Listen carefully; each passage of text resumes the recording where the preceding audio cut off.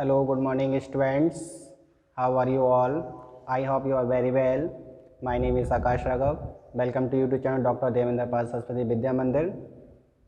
Students, आज मैं आपके ऑनलाइन क्लास में एक न्यू लेसन लेकर आया हूँ, रिप्रोडक्शन इन ऑर्गेनिज्म. आज हम इस लेसन के बारे में पढ़ेंगे कि रिप्रोडक्शन ऑर्गेनिज्म में कैसे होता है और ऑर्गेनिज्म वो सूक्ष्म जीव होते हैं जो हमें दिखाई नहीं देते और जिनको देखने के लिए हमें माइक्रोस्कोप की ज़रूरत पड़ती है.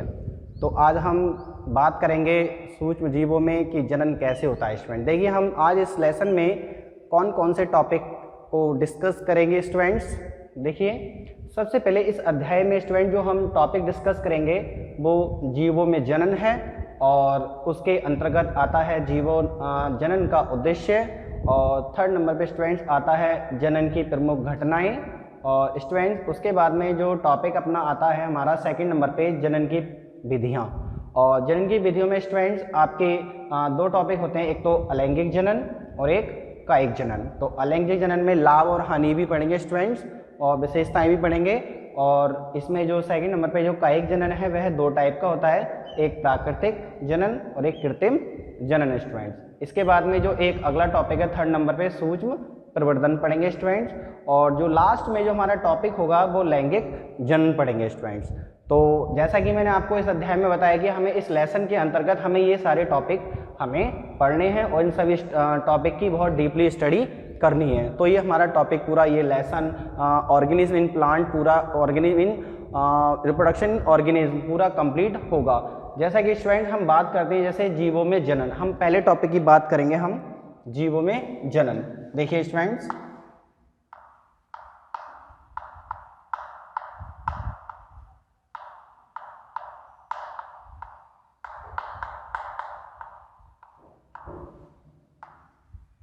जीवों में जनन. स्टूडेंट्स जैसा कि हम बात करते हैं जीवों में जनन क्या है, जीवों में जनन कैसे होता है, कैसे करते हैं.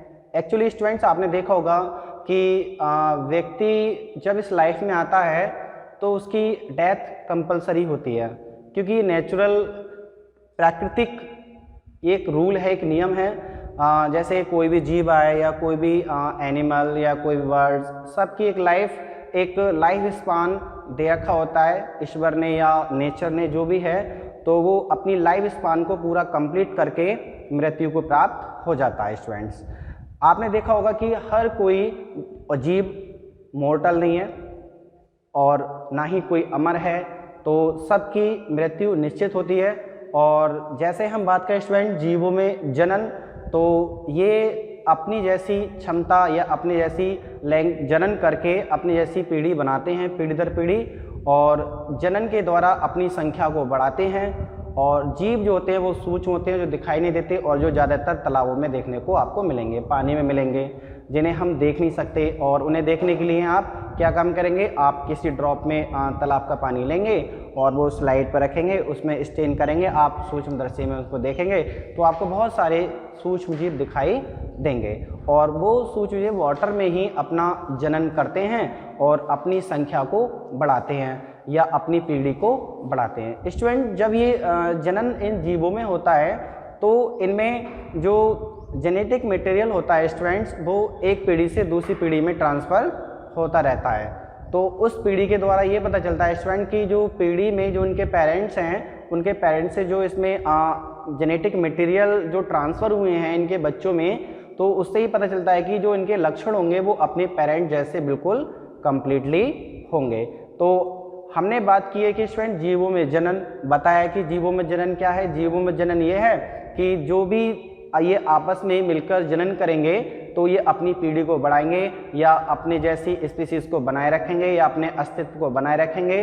और काफ़ी संख्या में ये अपने छोटे छोटे बच्चे को जन्म देंगे और इनके पेरेंट्स के द्वारा जेनेटिक मटेरियल ट्रांसफ़र होगा और वो इनके लक्षणों को अपने बच्चों में ले जाते हैं. और जिससे जेनेटिक मटेरियल के द्वारा ही ये पता चलता है कि ये बेबी इनका है. स्टूडेंट्स और जैसा कि हम अगले टॉपिक की बात करें कि जनन में जनन का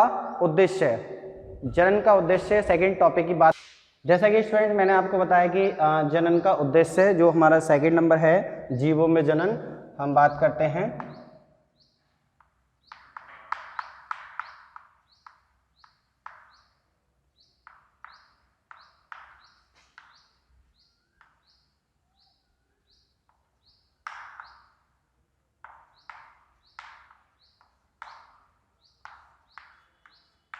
जनन का उद्देश्य।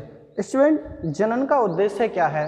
जनन जीव क्यों करते हैं, उनका क्या मतलब है, क्या उन्हें फ़ायदा है, क्या उन्हें नुकसान है जनन करने से, हम उसके बारे में पढ़ेंगे कि जनन का उद्देश्य क्या है। जैसा कि स्टूडेंट हमने देखा है कि जो हम जनन के उद्देश्य में जो पहला पॉइंट अगर देखें, जाति वृद्धि,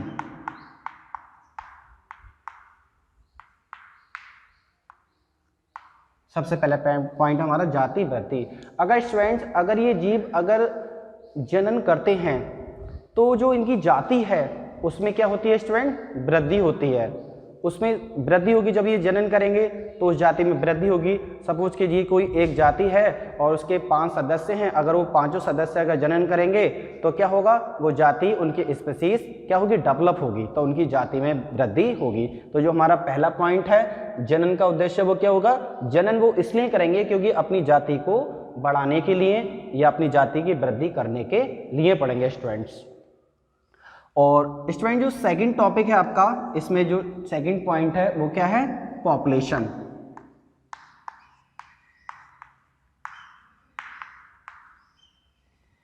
स्टूडेंट्स, अगर हम बात करें सेकंड जनन का उद्देश्य, तो एक पॉपुलेशन भी इसका एक उद्देश्य है।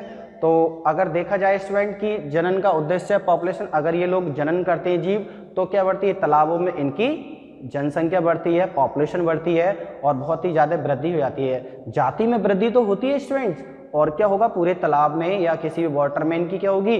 वृद्धि होगी। और इनकी वृद्धि होने से क्या होगा? इनकी जनसंख्या में वृद्धि होगी और इनकी पॉपुलेशन बहुत ही स्पीड से बढ़ जाएगी। तीसरा पॉइंट हम बात करेंगे स्टूडेंट्स जनन के उद्देश्य में।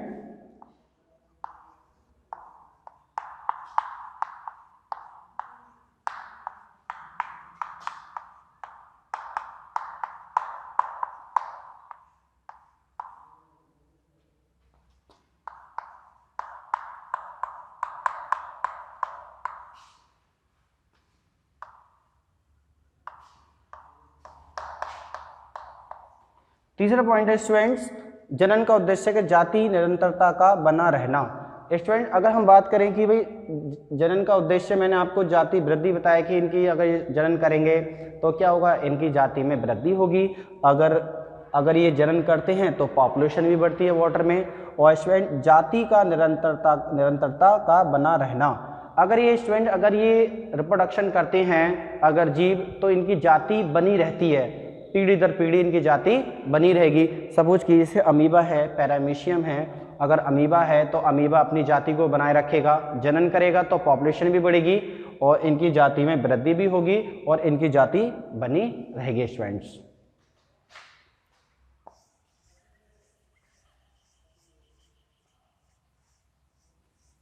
स्टूडेंट्स, अगर हम बात करें अगले पॉइंट की, वेरिएशन।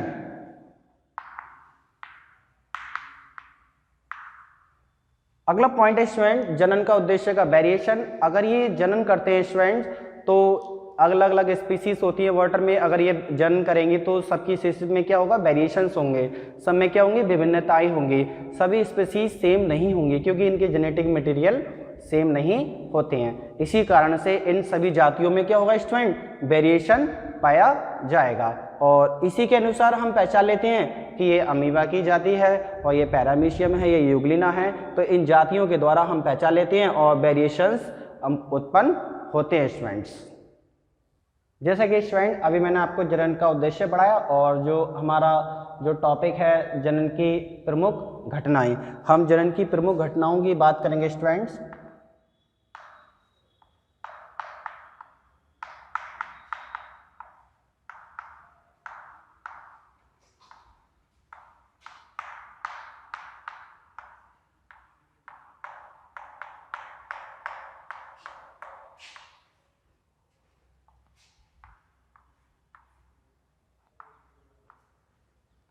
स्टूडेंट जो हमारा जो थर्ड नंबर था, पहला हमारा टॉपिक था इस अध्याय में जीवों में जनन, मैंने आपको समझाया, और सेकंड आपको समझाया जनन का उद्देश्य। जो थर्ड नंबर पे हमारा है जनन की प्रमुख घटनाएं।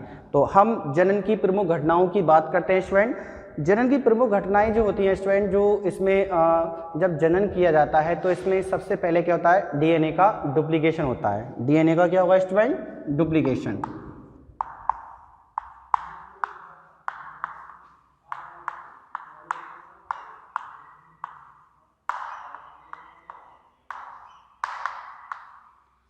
डीएनए का डुप्लीकेशन होगा, डीएनए का द्विगुणन होगा, और डीएनए के द्विगुणन होने से क्या होगा, जो बेबी बनेंगे अमीबा के, पैरामीशियम के, यूग्लिना के, उनके बेबी में डीएनए क्या जाएगा, उसकी कॉपी चली जाएगी। ओके स्टूडेंट, तो डीएनए का द्विगुणन।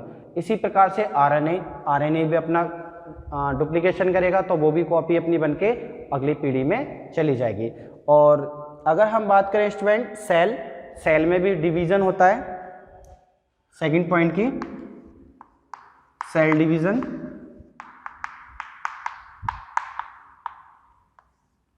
कोशिका विभाजन होता है स्टूडेंट, और कोशिका विभाजन से क्या होता है, एक न्यू बॉडी का निर्माण हो जाता है स्टूडेंट्स। और सेल डिवीजन से जब न्यू बॉडी का निर्माण हो जाएगा तो एक न्यू जीव का निर्माण होगा। और सेल डिवीजन हर किसी जीव में, एंड एनिमल बॉडी में या ह्यूमन बॉडी में सेल डिवीजन आपका होता है स्टूडेंट्स।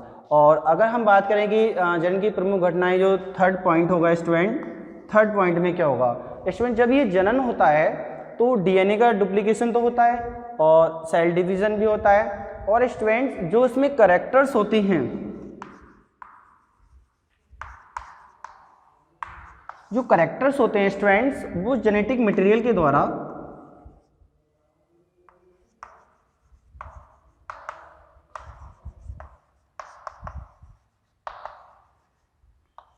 जेनेटिक मटेरियल के द्वारा स्टूडेंट वो एक पीढ़ी से दूसरी पीढ़ी में ट्रांसफर हो जाते हैं, और जिनके द्वारा लक्षण माता पिता से बच्चों में चले जाते हैं। और ये आपके 3 टॉपिक हैं, जनन की प्रमुख घटनाएं, डीएनए का डुप्लीकेशन, सेल डिवीजन, और कैरेक्टर्स जेनेटिक मटेरियल के थ्रू जाते हैं, और जिनकी पीढ़ियों में हम पता लगा सकते हैं कि ये इस अमीबा की ही जाति का एक अमीबा है।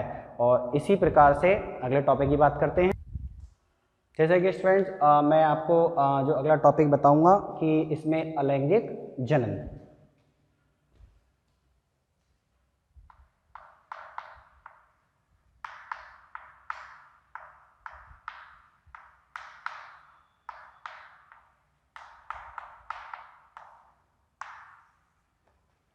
अलैंगिक जनन स्टूडेंट्स, और अलैंगिक जनन किसके अंतर्गत आता है स्टूडेंट, जनन की विधियों में। तो जनन की विधियां होती हैं अलैंगिक जनन, कायिक जनन और लैंगिक जनन, ये 3 स्टेप हैं, और ये आपका शॉर्ट नोट में आता है सूक्ष्म प्रवर्धन। तो सबसे पहले हम जनन की विधियों में बात करेंगे स्टूडेंट अलैंगिक जनन। तो अलैंगिक जनन स्टूडेंट जो जनन की विधियों में है, और अलैंगिक जनन स्टूडेंट क्या प्रोसेस होती है, क्या प्रक्रिया है, और जीव जो होते हैं स्टूडेंट जो सूक्ष्म होते हैं, जो हमें दिखाई नहीं देते, तो उनमें अलैंगिक जनन होता है। स्टूडेंट अलैंगिक जनन कैसे होता है, अलैंगिक आ और लैंगिक, आ का मतलब लैंगिक, इसमें नर और मादा नहीं होंगे, इसमें दोनों gamete male and female haploid की अवस्था में नहीं होंगे, इसमें एक ही पेरेंट बॉडी 2 भागों में बट जाती है। तो इस प्रकार की प्रोसेस को हम अलैंगिक जनन कहते हैं, और इसमें एक ही पेरेंट बॉडी काम में आती है, इसमें 2 पेरेंट बॉडी की डिफरेंट बॉडी की जरूरत नहीं पड़ती है। तो वो जनन क्या कहलाता है, अलैंगिक जनन कहलाता है। और लैंगिक जनन स्टूडेंट क्या होता है, लैंगिक जनन में डिफरेंट बॉडी की जरूरत होती है, मेल एंड फीमेल, लेकिन वो हैप्लॉइड होती है, तो उनकी जरूरत पड़ती है, वो दोनों फ्यूजन करते हैं, तो जनन होता है उससे, और एक न्यू जाइगोट का निर्माण होता है। और अलैंगिक जनन में स्टूडेंट क्या होता है, इसमें सिर्फ एक ही बॉडी की जरूरत पड़ती है, और जिससे बॉडी 2 भागों में बट जाती है, और हर एक भाग से क्या होता है स्टूडेंट्स, एक नई बॉडी का निर्माण होता है। देखिए स्टूडेंट जो अलैंगिक जनन है, इसमें आपके कई स्टेप में स्टूडेंट कंप्लीट होता है। जैसे सबसे पहले हम बात करें आपका विखंडन।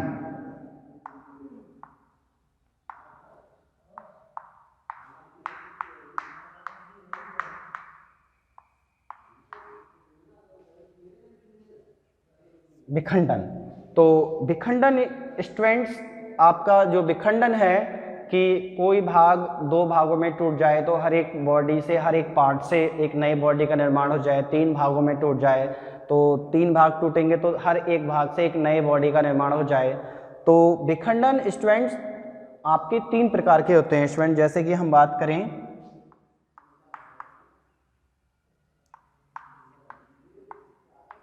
द्विविखंडन,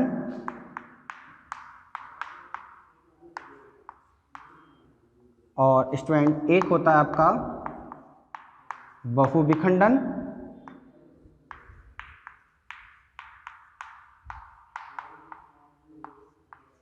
और एक होता है स्टूडेंट प्लाज्मोटॉमी।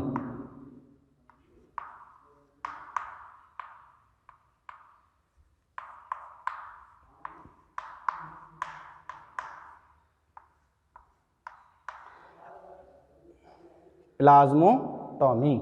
तो आपके विखंडन में तीन स्टेप में आपका विखंडन कंप्लीट होता है। तो हम सबसे पहले जो बात करेंगे विखंडन की वो द्विविखंडन की बात करेंगे स्टूडेंट्स। तो द्विविखंडन की बात देखिए कैसे करते हैं स्टूडेंट्स हम।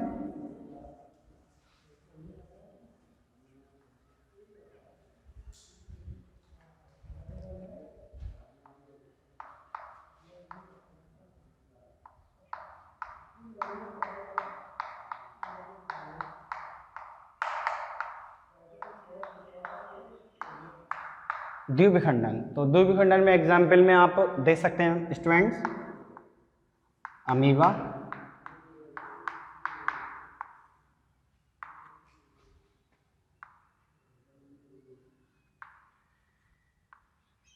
यूग्लिना,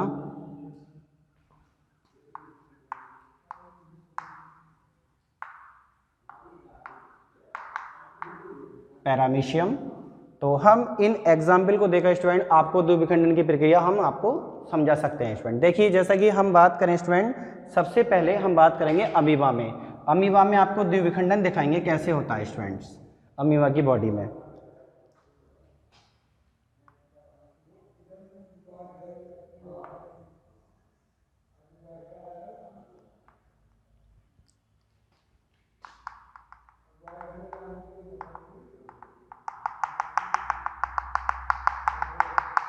ये स्टूडेंट केंद्रक है और ये साइटोप्लाज्म है। स्टूडेंट जब इसकी बॉडी में डिवीजन होता है तो देखिए स्टूडेंट जैसा कि यहाँ पे केंद्रक को हम न्यूक्लियस भी कहते हैं। और स्टूडेंट जब अमीबा की बॉडी में स्टूडेंट जब डिवीजन होता है तो इसकी बॉडी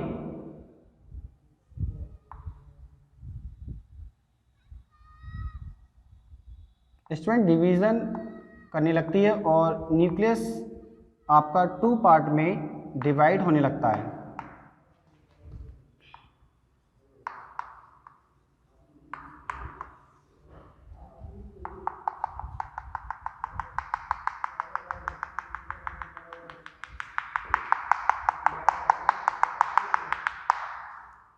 और स्टूडेंट ये साइटोप्लाज्म ही आपका डिवाइड होने लगता है।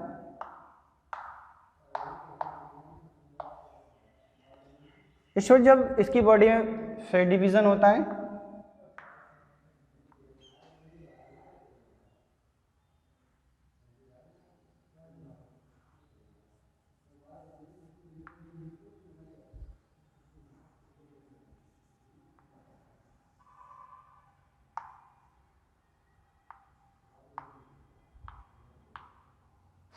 तो स्टूडेंट जब इसका केंद्रक डिवीजन हो जाता है तो इसमें बीच में स्टूडेंट फरो बन जाता है, लॉन्गिट्यूडनल फरो।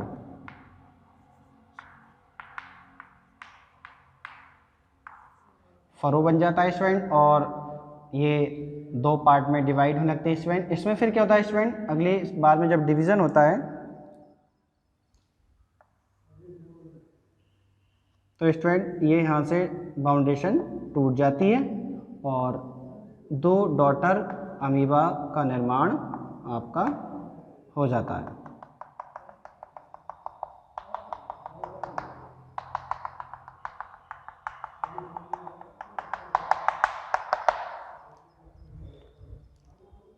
ये स्टूडेंट न्यूक्लियस है ये आपका साइटोप्लाज्म है,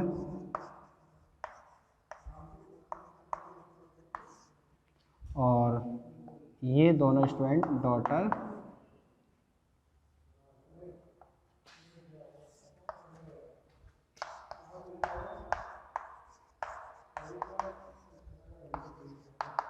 अमीबा है। तो इस प्रकार से स्टूडेंट हम आपको बता सकते हैं स्टूडेंट कि अमीबा में द्विविखंडन होता है। तो स्टूडेंट देखिए, सबसे पहले हमने देखा कि अमीबा एक की बॉडी का कोई आकार नहीं है, सबसे पहली बात, और इसकी बॉडी में न्यूक्लियस यानी केंद्रक और साइटोप्लाज्म या कोशिका द्रव्य होता है। और ये जब इसकी बॉडी में डिवीज़न होता है स्टूडेंट, तो ये अपनी बॉडी को दो पार्ट में, जैसे कि हम किसी रबड़ बैंड को खींचते हैं इस टाइप से अपनी बॉडी को कर लेता है, और करने के बाद में उसका न्यूक्लियर डिवीजन करता है, दो पार्ट में डिवाइड हो जाता है स्टूडेंट, और इसका साइटोप्लाज्म में डिवाइड होने लगता है। और जो थर्ड स्टेप में हम देखते हैं स्टूडेंट, तो इसमें जो इसकी बॉडी होती है वो एकदम नीचे की तरफ इन्वेजिनेट होने लगती है। इसे इन्वेजिनेट की स्ट्रक्चर वाली आकृति को हम कहते हैं फरो। फरो मतलब गड्ढा, तो एक गड्ढा सा बन जाता है स्टूडेंट, और ये गड्ढा बिल्कुल पास में आके दोनों बॉडी बिल्कुल अलग सेपरेट दोनों हो जाती हैं, और जिससे कि दोनों अमीबा डॉटर हमारे बन जाते हैं। तो हम ये कह सकते हैं स्टूडेंट कि अमीबा में अलैंगिक जनन होता है, कि एक ही पेरेंट बॉडी से दो डॉटर अमीबा का निर्माण हो गया। स्टूडेंट अगर क्वेश्चन ऐसे भी आ सकता है कि एक अमीबा से कितने अमीबा का निर्माण होता है, तो डॉटर अमीबा का निर्माण होता है। तो इस प्रकार से अमीबा के बारे में हम आपको द्विविखंडन की प्रक्रिया मैंने आपको बताई है, और मैं आपको एक यूग्लिना के भी द्वारा ये आपको द्विविखंडन की प्रक्रिया मैं आपको अभी समझाऊंगा स्टूडेंट।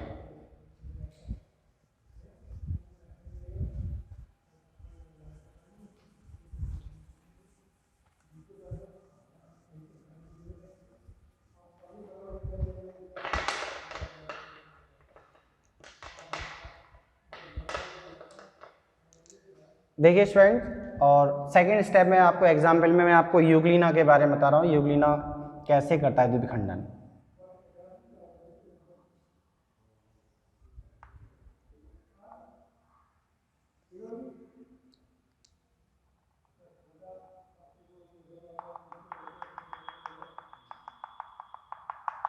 स्टूडेंट यहाँ पे शॉर्ट फ्लैजिला होता है,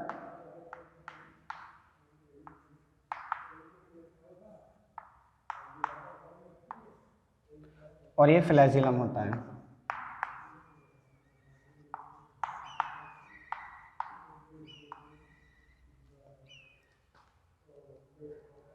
स्टूडेंट जब इसकी बॉडी में जब डिवीजन होता है,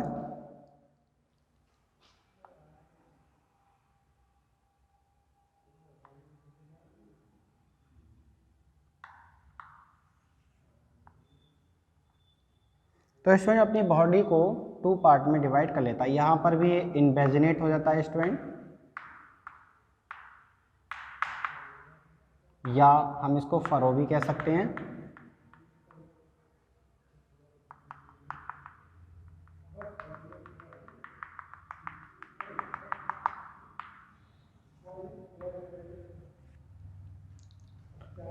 और जब इसकी स्टूडेंट जब इसकी बॉडी में जब डिवीज़न होता है, तो ये अपनी बॉडी को अलग कर लेता है।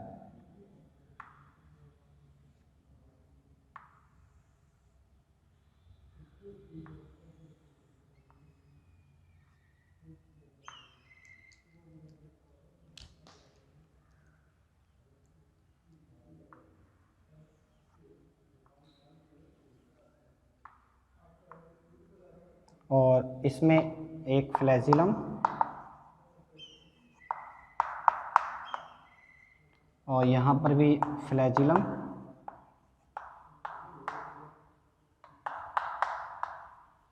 और इस प्रकार से स्टूडेंट टू डॉटर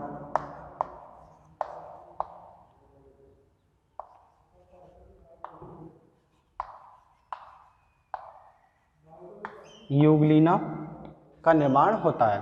तो स्टूडेंट यूग्लिना में भी द्विविखंडन की प्रक्रिया होती है। जैसा कि आपको यहाँ दिखाया गया है कि इसमें इसकी बॉडी में 2 लॉन्गिट्यूडनल फरो होगा और लॉन्गिट्यूडनल फरो होने से क्या होगा, ये 2 बॉडी में डिवाइड हो जाएगा। तो यहाँ पर एक ही पेरेंट बॉडी काम में आ रही है और 2 डॉटर यूग्लिना बन रहे हैं। तो ये द्विविखंडन की प्रक्रिया है। और इसके बाद में स्टूडेंट जो थर्ड स्टेप है आपका बहुविखंडन। देखिए स्टूडेंट, जैसे कि हम अगले टॉपिक की बात करते हैं बहुविखंडन के बाद में आपका अगला टॉपिक है आपका अलैंगिक जनन में मल्टीपल फिजन।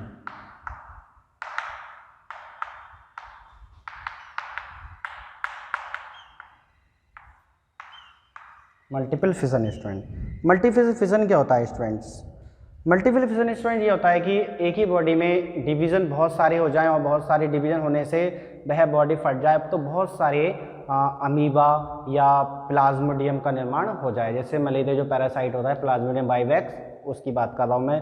तो मल्टीपल फिजन अमीबा में भी है और जब अमीबा किसी पाउच में बंद होते हैं तो वो डिवीज़न करते हैं तो बहुत सारे अमीबा का निर्माण हो जाता है। और हम बात करें कि प्लाज्मोडियम में भी क्या होता है स्टूडेंट कि जब उसकी पाउच की बॉडी फटती है तो बहुत सारे प्लाज्मोडियम क्या होता है, मलेरिया पैरासाइट बाहर निकलते हैं। जैसा कि हम बात करेंगे इसमें मल्टीपल फिजन में प्लाज्मोडियम की।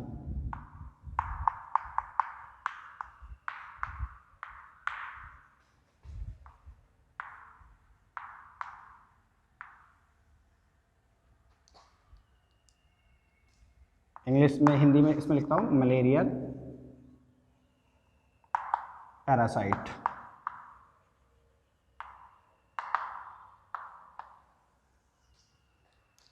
इसका वैज्ञानिक नाम स्टूडेंट्स है प्लाज्मोडियम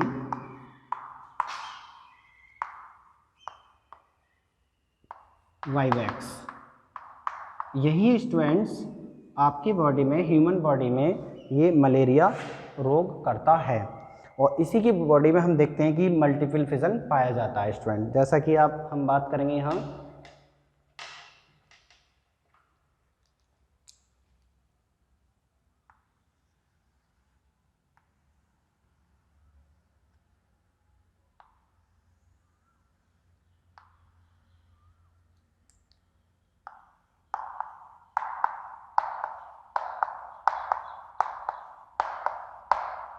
इसमें स्टूडेंट, यहाँ पे क्या है ये सब, न्यूक्लियस, ये लेयर है स्टूडेंट्स।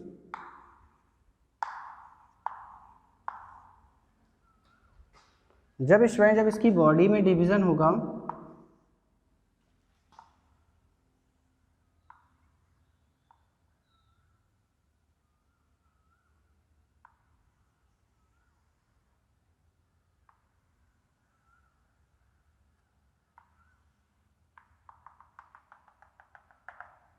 तो स्टूडेंट इसमें ये सारे मैच्योर हो जाएंगे।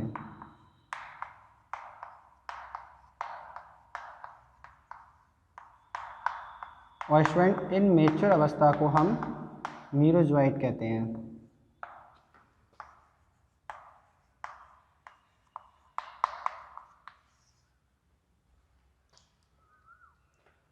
और जब विभाजन होता है तो ये परिपक्व होके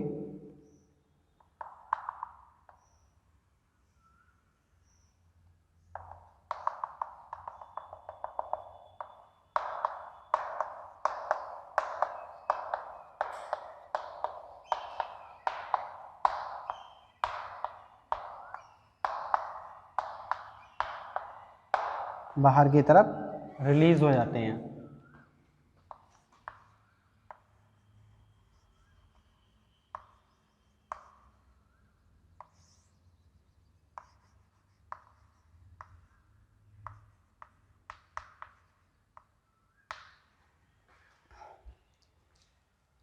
तो जैसा कि मैंने आपको दिखाया स्टूडेंट, और हम इससे पहले की बॉडी में बात करें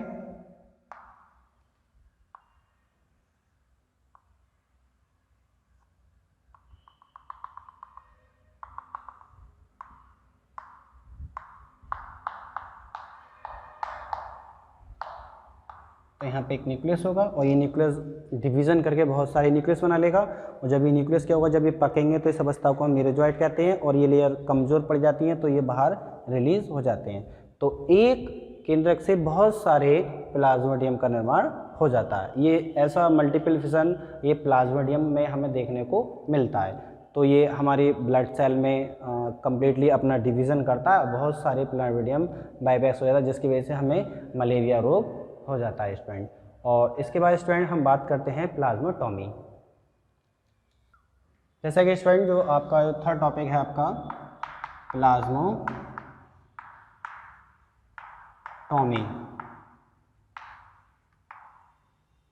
टॉमी का मतलब कटिंग, तो टॉमी का मतलब होता है कटिंग, किसी चीज़ को काटना। आपने देखा होगा ज़्यादातर कि लोग घरों में अपने टॉमी कहते हैं प्लीज़ टॉमी, टॉमी डॉगी का नाम टॉमी रख ले तो वो काटता है, तो इसलिए नाम टॉमी का मतलब कटिंग। तो प्लाज्मो आपका जीव द्रव्य।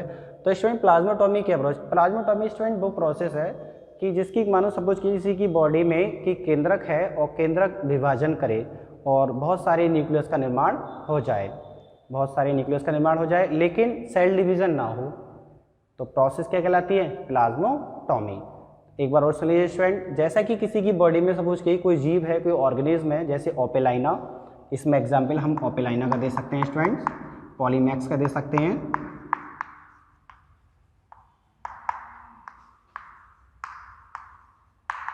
स्टूडेंट हम दो जीव के बारे में बात कर सकते हैं कि इनकी बॉडी में क्या होता है स्टूडेंट, इनकी बॉडी में डिवीज़न तो होता है, लेकिन कहाँ होता है? केंद्रक में होता है।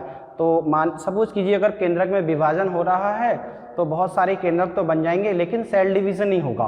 तो इस प्रकार की संतति बनती है, तो प्रोसेस हमारी क्या कहलाती है? प्लाज्मोटॉमी कहलाती है। स्टूडेंट जैसा कि मैं आशा करता हूं कि आप लोगों से कि जैसा मैंने इस अध्याय में और इस न्यू लेसन में रिप्रोडक्शन इन ऑर्गेनिज्म में जो मैंने आपको टॉपिक आज के इस ऑनलाइन क्लास में जो पार्ट 1 में मैंने आपको जो समझाए हैं, जैसे कि जीवों में जनन मैंने आपको बताया और जनन का उद्देश्य मैंने ये टॉपिक आपको समझाया, और जनन की प्रमुख घटनाएं मैंने आपको बताई, और जनन की विधियां मैंने आपको बताई हैं। और जनन की विधियों में जो सबसे पहला टॉपिक मैंने आपको अलैंगिक जनन स्टार्ट किया, और अलैंगिक जनन में मैंने आपको बताया कि आपको विखंडन बताया, और इसमें प्लाज्मोटॉमी बताया, बहुविखंडन बताया, द्विविखंडन बताया।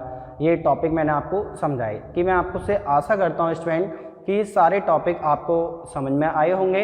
अगर स्टूडेंट ये टॉपिक अगर आपको समझ में नहीं आते हैं तो आप इस वीडियो को बार बार देखें और ध्यान से देखें, और इसके नोट्स आपको PDF डिस्क्रिप्शन बॉक्स में आपको PDF फाइल के रूप में आपको मिलेंगे, या आपको अलग तरीके से मैं आपको ये PDF फाइल आपको आपके व्हाट्सएप नंबर पे आपको सेंड कर दिए जाएंगे। आप इन नोट्सों को साफ साफ राइटिंग में उतारें और अच्छी प्रकार से डायग्राम बनाएं, और जो भी कोई चीज़ आपको टॉपिक समझ में नहीं आती है तो आप मुझे कमेंट बॉक्स में या मेरे नंबर पर आप मुझे मैसेज कर सकते हैं और मुझसे कंफर्म कर सकते हैं। और बस खास तौर से बात यह है कि आप वीडियो को बार बार देखें और बहुत अच्छी तरीके से टॉपिक को समझें स्टूडेंट्स, और आप इन PDF फाइल को नोट्स बनाएं और बहुत अच्छी तरीके से इनको साफ साफ राइटिंग में और देखें बार बार वीडियो। और नहीं समझ में आती है तो आप कमेंट बॉक्स में मुझसे पूछ सकते हैं, और मैं आशा करता हूं आपको ये वीडियो बहुत अच्छी आई होगी। और नेक्स्ट टॉपिक में आपसे मैं बात करता हूं अगली ऑनलाइन क्लास में, अगली पार्ट 2 में आपसे बात करूँगा।